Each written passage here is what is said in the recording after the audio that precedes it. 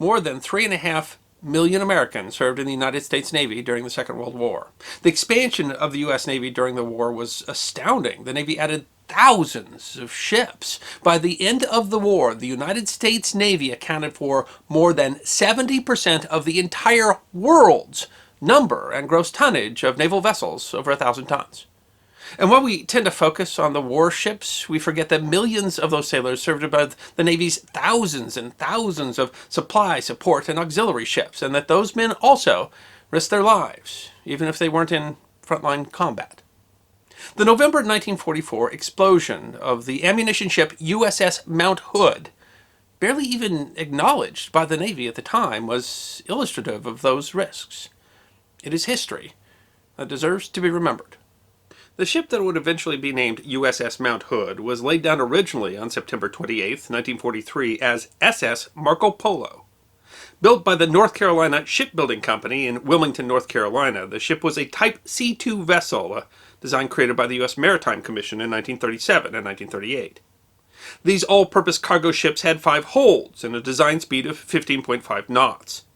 The ship was built on a contract for the U.S. Maritime Commission, an independent agency of the federal government established in 1936, and intended to facilitate a merchant shipbuilding program. 172 Type C2 vessels were built in U.S. shipyards between 1938 and 1975. Renamed Mount Hood after the mountain in the Cascade Range in Oregon on November 10th, the ship, U.S. Maritime Commission hull number 1358, was launched November 28th. Like many C-2 ships, the Mount Hood was taken into the U.S. Navy on a loan charter basis. That meant the ship would be operated by the Navy, but the title would still be held by the Maritime Commission. The idea was that after the war, the ship would revert to the Maritime Commission and could be sold to private interests to facilitate merchant shipping. Many ships acquired by the Navy on a loan charter basis were specifically modified for Navy use. Mount Hood was one of those modified ships, converted into an ammunition ship, type C2-S-AJ1, the first of her class, at the Norfolk Navy Yard by the Norfolk Shipbuilding and Dry Dock Company. Ammunition ships are cargo vessels specifically designed to carry ammunition for naval ships and aircraft. As modified, the USS Mount Hood displaced 13,910 long tons, was 459 foot 2 inches long with a beam of 63 feet and a draft of 28 foot 3 inches. The ship had a cargo capacity of 7,700 deadweight tons and a complement of 267 officers and men. The USS Mount Hood was commissioned on July 1, 1944. After a brief cruise for shakedown and fitting out, was assigned to the Pacific. Was loaded with ammunition in Norfolk, Virginia, departed August 21st, transited the Panama Canal 6 days later, and arrived at Siedler Harbor in the Admiralty Islands on September 22nd. Siedler Harbor is located on Manus Island, the largest island of the Admiralty Islands, an archipelago group to the north of New Guinea in the South Pacific Ocean. The Admiralty Islands had been administered as part of German New Guinea from 1884 to 1914. Siedler means sea eagle in German, and the harbor was named after a German ship. The Admiralty Islands were occupied by the Japanese at the outset of the war and had been liberated in a hard-fought campaign under General Douglas MacArthur in the spring. By September, Siedler Harbor had been transformed into a large base, including wharves and an air base that served as a staging area for further World War II operations in New Guinea and the Philippines. At the time of USS Mount Hood's arrival, Siedler Harbor was utilized as a major site of repair and logistical support for ships participating in the Philippine invasion and those operating in the South Pacific area. According to the Navy Board of Investigation, the busy harbor regularly included between 200 and 600 ships. The Mount Hood was used as the primary source of issue of ammunition to all types of ships of the U.S. Third Fleet. The ship was described as extremely active, delivering ammunition to ships in all parts of the harbor, and was frequently called upon to issue ammunition to combatant ships on short notice. The Navy Board of Investigation noted that speed of transferring ammunition was ever of prime necessity. Because of this critical role, the Mount Hood was moved from a less congested part of the harbor that had been reserved for ammunition ships to a more central berthing. This represented a risk as it meant that many more ships would be in close proximity to a ship that was literally packed with ordnance, but a discussion by the squadron ordnance officer, the harbor master, and the captain of the Mount Hood determined that the need to quickly supply ammunition was more important. The central anchorage lessened the distances needed to supply ammunition to other ships and facilitated communication with the staff of the service squadron. The berth also placed Mount Hood in the smoothest water possible and allowed a cruiser to be placed alongside the Mount Hood for ammunition transfer. The morning of November 10th, Naval Reserve Lieutenant Lester Wallace, the Mount Hood's communication officer, went ashore with 13 enlisted men. Another 4 enlisted men went ashore in a second boat. Wallace had to pick up new communication manuals and other publications. The other men also had errands. Some had dental appointments. Some were visiting the base chaplain. Some were mail clerks picking up the mail. 2 men were being taken to the base brig to face court-martial. The men arrived on shore at around 8:30 in the morning. The Mount Hood was already busy, with several small boats alongside already transferring ammunition. At the time, Mount Hood had approximately 3,800 tons of ammunition on board, including 250, 500, and 1,000-pound bombs, as well as fuses, rockets, smokeless powder, and ammunition and projectiles of numerous sizes. The primary method of transferring ammunition was with the small boats called Landing Craft Mechanized, or LCMs. These 50-foot open-topped shallow draft vessels were designed to carry vehicles, but were also used to carry stores. That morning there were at least 9 LCMs alongside Mount Hood, along with a pontoon lighter, each loading or unloading various types of ordnance. The ship was busy, and the hatches of all 5 holds were open and working. The day was described as bright and sunshiny when 29-year-old Lieutenant Wallace and the sailors of Mount Hood were walking along the beach to the base. Wallace said that one of the sailors, with a startled look in his eye, shouted, "Look!" and pointed seaward. There was a bright flash. 2 quick explosions. The investigation determined that around 8:55 a.m. an explosion, evidenced by flame and smoke amidships near number 3 or 4 hold, rose to above mast height. Within a few seconds at the most, the report concluded, most of the ammunition aboard USS Mount Hood was set off.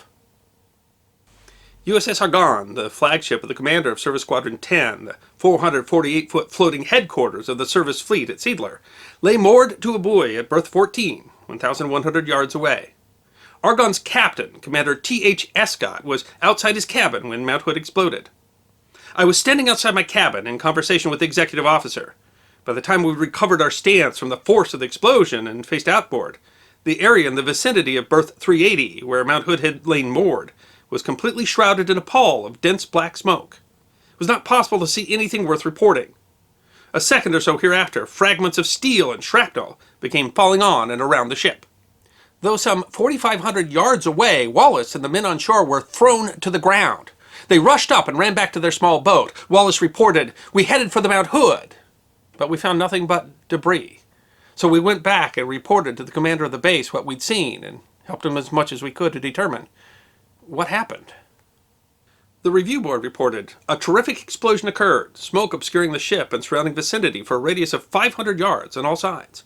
The smoke mushroomed to a height of approximately 7,000 feet. When it had lifted from the waters a few minutes later, only small pieces of debris were to be seen. The ship had disappeared." And by disappeared, the report meant simply gone. The largest piece of the more than 400-foot-long vessel that has ever been found was a piece of hull that was some 16 foot by 10 foot. The LCMs alongside were also disintegrated. No human remains were ever found. Officially, 327 men, Mount Hood's crew, the crews of small vessels nearby, and other sailors thrown overboard and never recovered, were listed as missing. Wallace and the 17 men who had been on shore at the time of the explosion, and just 1 other man who had been aboard another ship and had been injured, were all that was left of Mount Hood's crew. Mount Hood's anchorage had been at about 19 fathoms, or around 114 feet above the ocean bottom, and yet the explosion was so powerful that it dug a crater in the bottom of the ocean 1,000 feet long, 200 feet wide, and between 30 and 40 feet deep. Men on shore 2.5 miles away were thrown to the ground, and the ship rained shrapnel and unexploded ordnance on all the ships around it, doing severe damage to every ship within about 2,000 feet, and damaging some ships that were as far away as 6,500 feet. Argonne took substantial damage from the falling debris, including 2 men killed. Escott noted some 221 pieces of debris, ranging in size from 1 to 150 pounds, were recovered on board, totaling 1,300 pounds. The ship's 12-inch searchlight was destroyed, 5 transmitting antennas broken away, and steam, freshwater, and saltwater lines ruptured, as well as taking extensive damage from concussion. The John C. Butler-class destroyer escort, USS Oberender, was 1,100 yards away from Mount Hood.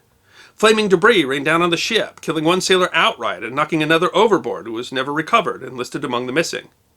17 members of Oberender's crew were injured. The ship was so badly damaged, suffering 2 large holes in the hull and many punctures above and below the waterline, as well as damage to the wiring, piping systems, and topside equipment, that it had to be towed to dry dock and spend the rest of the month in repairs.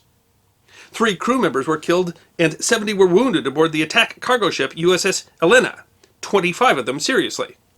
Elena herself suffered extensive damage above decks, which necessitated some 6 weeks of repair work. The story of one of Elena's sailors injured in the explosion, William Knight, was described in a memoir written later by his son.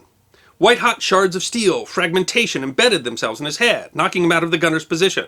The force of the shrapnel injury sent him sprawling over the deck, and he vaguely heard someone scream, "Corpsman," just before everything went black. The injury eventually required 120 days of hospitalization. William Knight's severe injury was an example of the random nature of the death and injury that came from the falling debris. It was a traumatic event in the life of a man who, well, lived a traumatic life. The name William Knight was actually a false name that was intended, according to the research done by his son, to hide the name of his real father, Gangster Al Capone.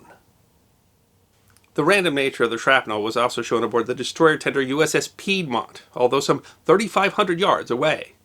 A 250-pound aerial bomb penetrated the movie locker on the boat deck, while another pierced the forecastle and plowed through a tier of bunks. Amazingly, neither bomb exploded and no one was injured in either compartment. But one man was killed when he was hit directly on the head by the base of a 5-inch ammunition shell. But by far the worst damage was done to the Luzon-class internal combustion engine repair ship USS Mindanao. Just 350 yards away and broadside to the blast in between Mount Hood and USS Argonne, Mindanao was ripped by the explosion and shrapnel. All crew members who were topside were killed outright, and many more were killed and wounded below deck. A fleet of small vessels attended the ship's crew and damage. Mindanao suffered 23 killed and 174 wounded in the explosion. A member of Mount Hood's crew, Lieutenant Wilfred D. Cawley, was aboard Mindanao and was among those killed. His were the only remains of Mount Hood's crew that could be identified. In all, 26 ships and 33 smaller vessels were damaged, in addition to those destroyed in the explosion. The Navy estimated that repairs required more than 107,000 man-hours. 45 men were known killed, 327 were listed as missing, and another 371 injured. The 743 casualties represented the second worst Pacific Fleet base disaster of the war, second only to Pearl Harbor. Because of wartime restrictions, the Navy didn't even acknowledge the explosion of the Mount Hood until December 5th, and even then the report didn't talk about the severity of the damage. It merely read, "The 13,733-ton ammunition ship Mount Hood was lost when it accidentally blew up at an advanced base in the Central Pacific." The Navy established a review board to discover the cause of the explosion. Lieutenant Wallace, as the senior survivor of USS Mount Hood, was interviewed, but couldn't offer much detail about the explosion. He noted that conditions appeared to be normal when I left the ship. He concluded, "I guess no one will ever know what really happened. She just blew. We had never had an explosion of any kind on the Mount Hood before that." The review concluded that the explosion had not been caused by enemy action. While the exact cause could not be determined, the report concluded, "Since the possibility of enemy action appears to have been remote, the most probable cause of the accident was rough handling of the ammunition while loading or unloading." The report identified many errors in ammunition handling aboard the Mount Hood, noting the ship had a relatively inexperienced crew, that there was a lack of leadership among the officers, and a lack of discipline among the crew. The report also criticized placing the ship in such a central location, rather than putting it in a more remote location that was reserved for ammunition ships.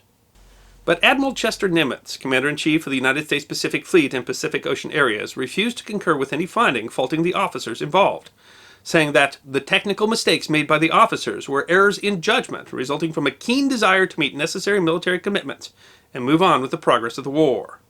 The exigencies of war will always require the acceptance of certain operational hazards. Nimitz's finding may have been intended to protect the reputations of the officers who died.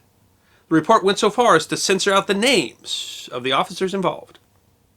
In addition to emphasizing the already existing rules for ordnance handling, the report gave 3 specific recommendations. 1. Wherever practicable, ammunition ships should be berthed at least 1,100 yards from other ships and installations. 2. An effort should be made to maintain a level of internal organization and administration to a standard higher than that which apparently existed aboard USS Mount Hood. And 3. That port regulations require regular inspection and supervision of ammunition ships. And thus, the explosion aboard Mount Hood was barely reported written off as an operational hazard, and the war went on. I hope you enjoyed this episode of The History Guy, short snippets of forgotten history between 10 and 15 minutes long. And if you did enjoy, please go ahead and click that thumbs up button. If you have any questions or comments or suggestions for future episodes, please write those in the comment section. I will be happy to personally respond. Be sure to follow The History Guy on Facebook, Instagram, Twitter, and check out our merchandise on teespring.com. And if you'd like more episodes on forgotten history, all you need to do is subscribe.